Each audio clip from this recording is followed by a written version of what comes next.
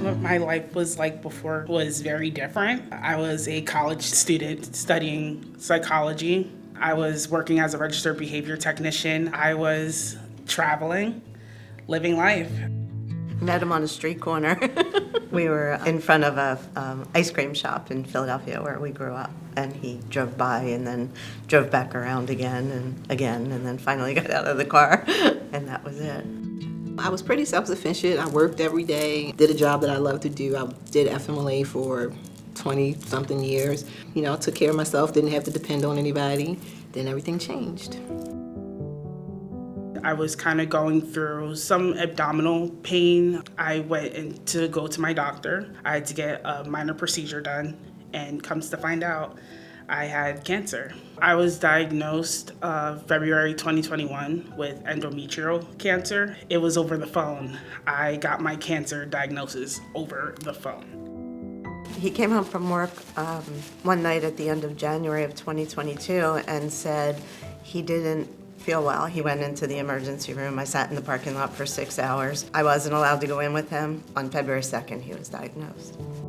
I was really tired a lot. On the 28th of July of 2024, I went to the emergency room. They admitted me into the hospital, and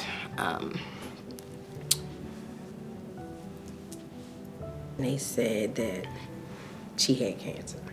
My first go around when I did have endometrial cancer, I did not have chemotherapy or radiation. February 2023, I was diagnosed with ovarian cancer. And that's when I had chemotherapy. I said, Carrie, you got this. We're not gonna worry about it. You're gonna get, well, deep down inside, I was like, oh God, how are we gonna get through this? But I just felt like I had to take a position as a mom and cheer her on. You got this, don't worry, we'll get through this. My life just shifted. You know, what is this cancer? What is it gonna do to me? All these questions, right? So time was moving slow in my head, but my body was moving quick because the cancer was moving quick and it had to come out.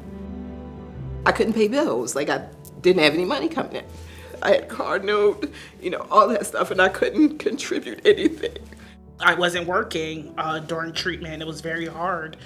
One day, I received a phone call from my angel, Miss Norma. She said, I'm struggling, I need my car payment paid and things like that. She's like, Carrie, you have nothing to worry about, got things covered. And she told me about bringing hope home and what they do for people like me with cancer diagnosis. Financially, it was hard. You know, we immediately lost one income because he was self-employed. I was getting ready for work one morning, and there was a segment on the news about bringing hope home. A couple of weeks later, all of a sudden, Judy showed up in my office. She encouraged me to put in an application. I learned about BHH from my social worker, Melissa, and then Norma called me, and it was just like, I was in my living room, I was so excited and crying and everything. She paid the cell phone bill, and then she, you know, she told me, like, here's a check for your rent, and then she sent me $450 in food cards. It was awesome. You guys have no idea what y'all do for people. It's not just what you do for people, it's how you interact with people. So unexpected amazingness to me is bringing hope home. To me, it's having a really bad day, being really down, and all of a sudden getting an email that said, hey, just checking in on you. Do you want to do this, or can we help you with that? That's unexpected amazingness. It just picks you up and helps you get through that day. I'm healthy enough to say that I'm in 11 months of remission, and I get to celebrate now a year next month. And I get to celebrate a lifetime to go. So he had his bone marrow transplant October 26th of 22, and he relapsed in February of 23, and it, at that point, had traveled to his brain. So in October, his kidneys started to fail, and he was admitted. He was basically there the whole month of October and passed away November 2nd.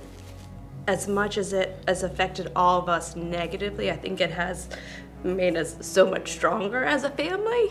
Well, my health is getting better according to the doctor. My last visit, it has not spread because I have it in 3 places. So it hasn't spread anywhere else, and it seems to be shrinking.